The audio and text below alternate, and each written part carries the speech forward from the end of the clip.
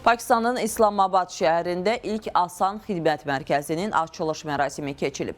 Vətəndaşlara Xidmət və Sosial İnnovasiyalar üzrə Dövlət Agentliyindən məlumat verilib ki, mərasimdə Pakistanın Baş naziri Məhəmməd Şahbaz Şərif, hökumət üzvləri, Azərbaycan Dövlət Agentliyinin sədri Ülvi Mehdiyevin rəhbərlik etdiyi nümayəndə heyəti iştirak ediblər.